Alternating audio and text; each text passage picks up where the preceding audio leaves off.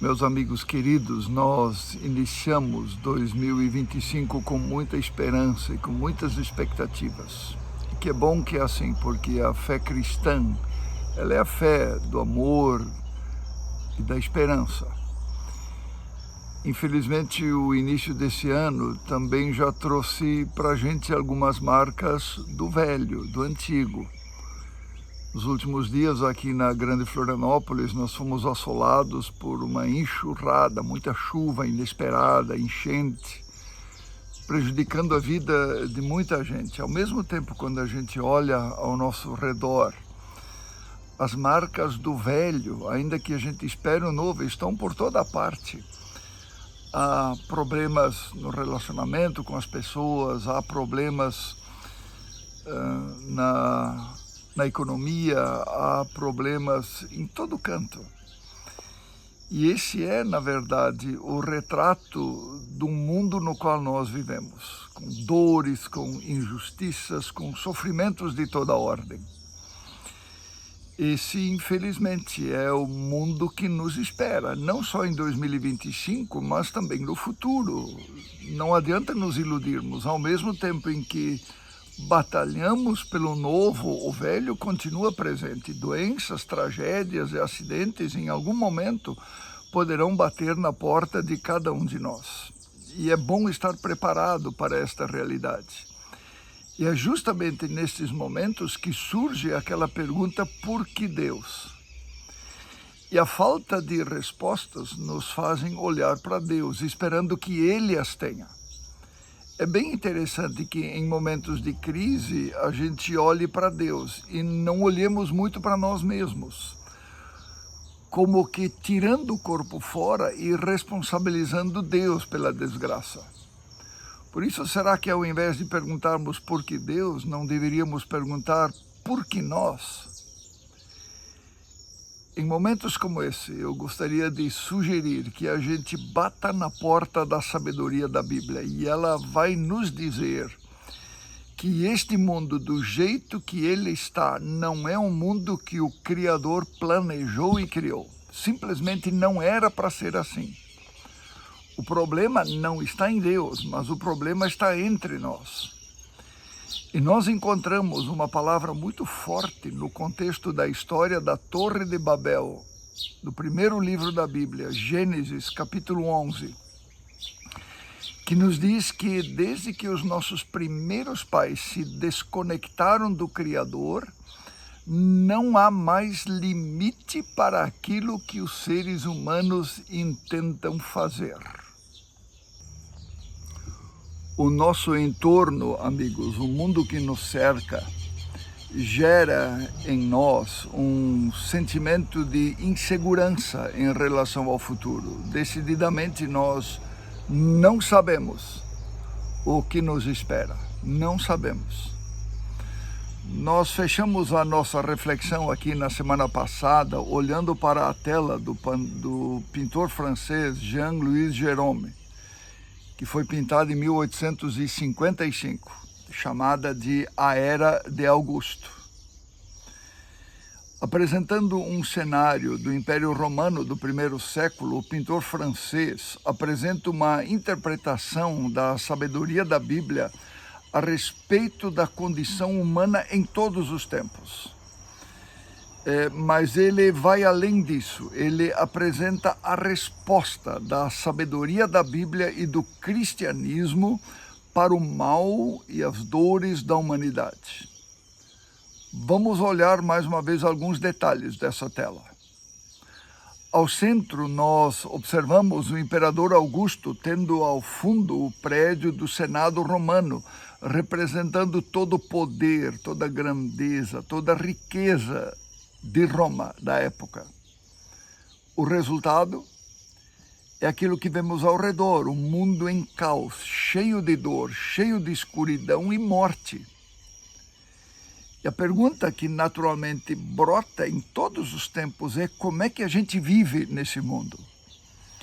Na parte de baixo da tela, Jerome contrapõe um outro poder.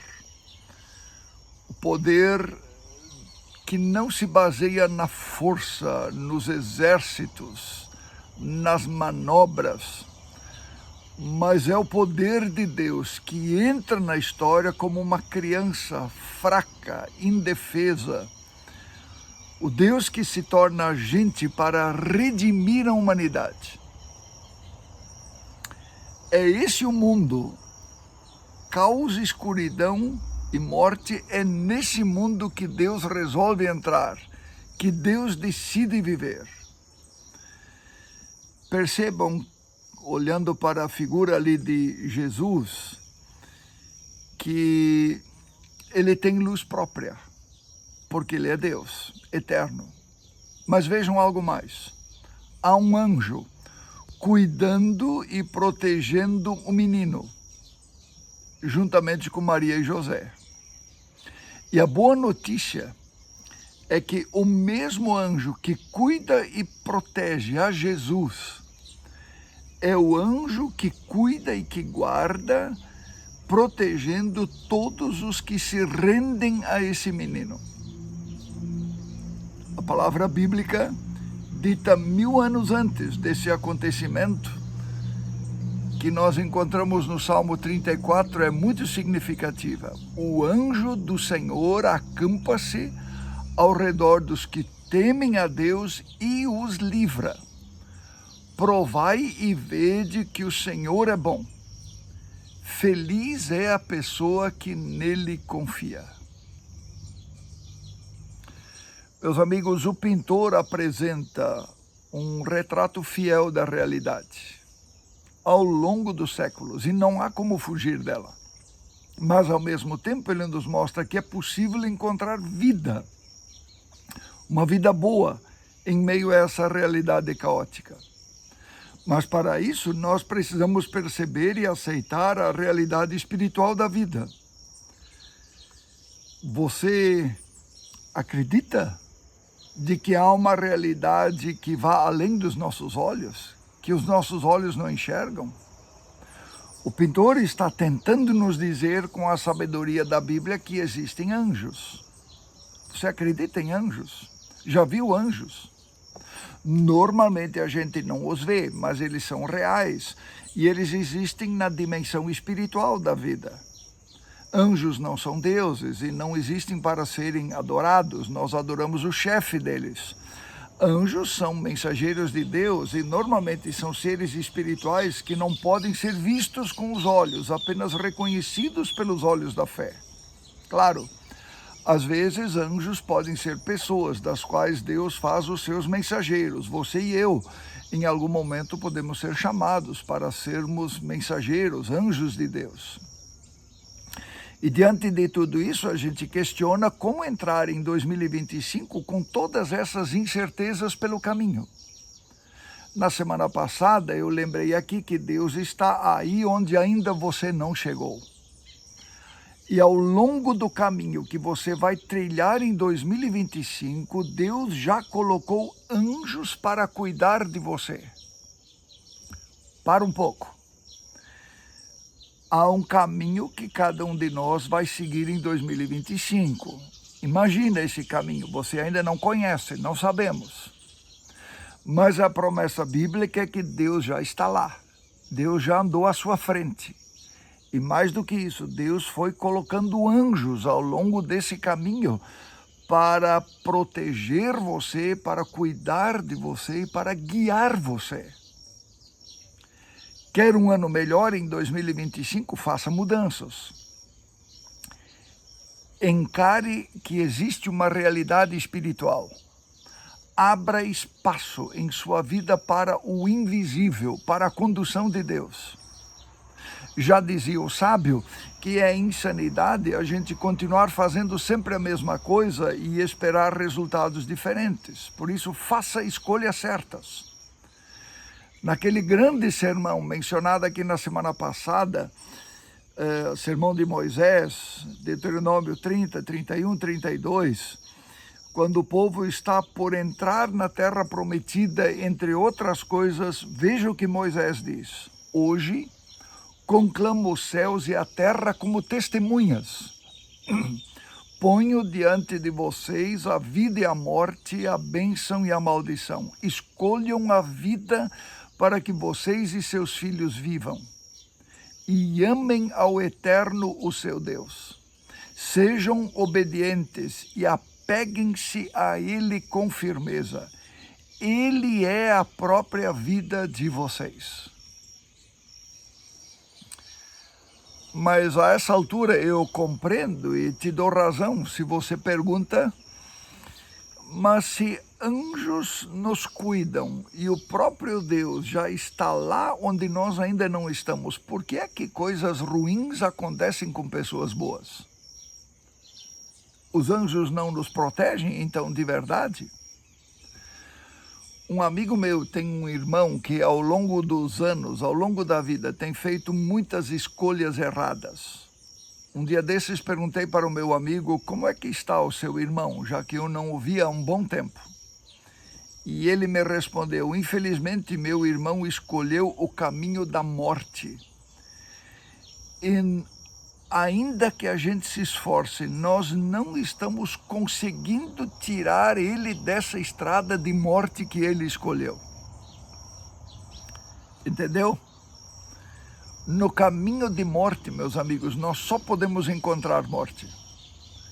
A humanidade como um todo escolheu um caminho de morte. Por isso que as coisas são como são. Costuma-se dizer, diga-me com quem andas e eu te direi quem és, ou mais. Diz-me com quem andas e eu te direi até onde você vai chegar. Ou ainda, diga-me quais são as tuas escolhas e eu te direi onde vais terminar. Ignorar, meus amigos, a realidade espiritual e a presença de Deus em nossa vida é estragar tudo. Tudo que Deus preparou e tudo que nós construímos, nós estragamos quando nós ignoramos a realidade espiritual de Deus. Por isso tem tanta gente que começa tão bem a vida e termina tão mal. O problema, na realidade, é um problema espiritual. E concluindo essa reflexão, eu ainda gostaria de convidar você a meditar alguns instantes sobre uma outra tela da história. Essa é uma tela do pintor alemão Stefan Lochner, pintada muitos anos atrás, 1455, e o nome dela é A Adoração do Menino Jesus. Olha para ela por alguns instantes. Observe alguns detalhes dessa tela. Ao fundo, nós encontramos um palácio construído por homens, com brilho de ouro, representando os bens, as riquezas, os poderes desse mundo, nos quais muitas pessoas colocam a sua confiança. Na verdade, o autor aqui está contrapondo o poder humano, o poder econômico, o poder da riqueza, o poder político desse mundo, contrapondo com o poder de Deus. Na tela aparecem anjos, onde o autor, na verdade, está apontando de que nós devemos aprender a enxergar a realidade que os nossos olhos não enxergam, a realidade espiritual. Mas chama atenção na tela Maria, a mãe de Jesus. Ela está em posição de adoração. Ela é mãe do menino, mas ao mesmo tempo ela reconhece que ele é o salvador dela. Ao mesmo tempo que ele é filho, ele é o seu Deus. E observe que ela não exige adoração, mas é ela quem adora.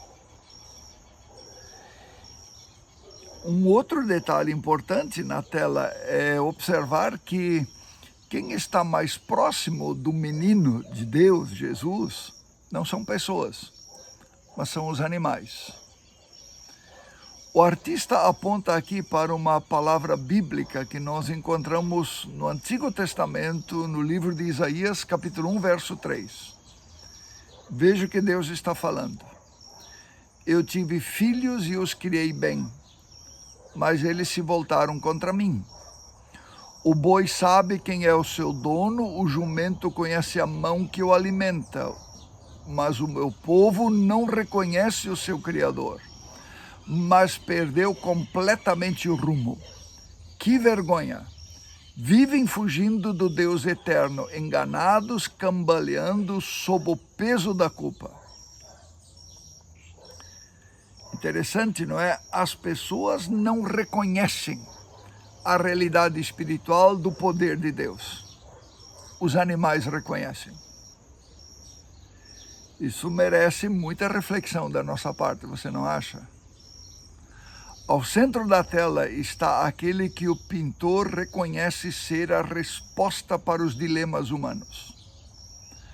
Observem que ele está deitado sobre um pano, o que lembra os panos dos cordeiros no qual ele foi envolvido na manjedoura, mas lembra também o pano sobre o que na Idade Média se colocava a hóstia, o corpo de Cristo, lembrando que este é aquele que tira o pecado do mundo. Este é aquele que está presente quando nós celebramos a ceia do Senhor. Mas o aspecto mais fantástico de toda a cena, a meu ver, é aquela que você observa o menino com a mão direita erguida, em sinal de bênção. Ele está abençoando as pessoas, a sua mãe e as pessoas e o mundo. É dessa bênção que nós precisamos. É essa bênção que vai fazer diferença. É essa bênção que salva. É essa bênção que cura. Essa bênção, ou nessa bênção está a nossa vida. Eu quero em seguida convidar você a nós usufruirmos de uma música do grupo Os Arrais, que está junto com a temática dessa nossa série, dessa nossa palestra de hoje. E eu lembro apenas uma frase que é muito significativa. Ela diz: o sozinho e ferido, cansado e faminto, que estão no escuro, em terras longínquas e mares distantes, a luz ressurgirá, pois ele é a voz que fala ao coração. Sobre esperança e um futuro além do que se pode ver, e o reino vem aos que esperam o desejado das nações. Em seu nome a terra treme, o reino vem. Meus amigos, essa é a realidade. Essa é a resposta. Nessa certeza do Deus que está onde nós ainda não estamos, do Deus que tem anjos ao meu redor, me conduzindo para o caminho da vida. É disso que se trata, não apenas em 2025, mas é disso que se trata em toda a nossa vida. Vamos falar com Deus. Senhor, dá-nos a tua vida, dá-nos a tua bênção, dá-nos a tua graça. Nós precisamos de ti, Senhor. Abençoa-nos, ó Deus, em nome de Jesus. Amém.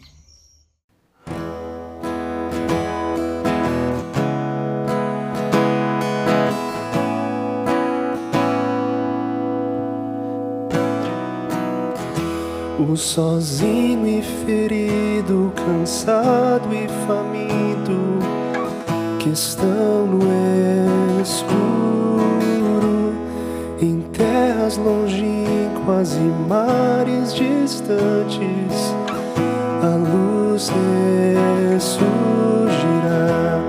pois ele é a voz que fala ao coração sobre esperança e um futuro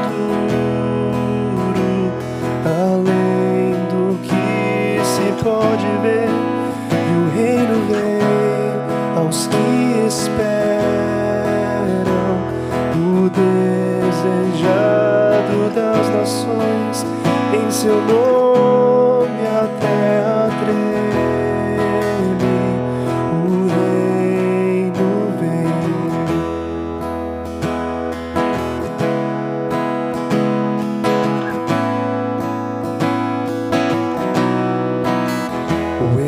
O exaltado rico, arrogante, orgulhoso, que estão no escuro, em mansões construídas no abuso do pobre, a luz ressurgirá, pois Ele é a voz que fala ao coração sobre esperança e juízo, além do que se pode ver, e o reino vem aos que não esperam, o desejado das nações em seu nome, o inferno treme, o reino vem, pois Ele é a voz que fala ao coração sobre esperança e o futuro, além do que se pode ver, e o reino vem aos que esperam, o desejado das nações em seu nome.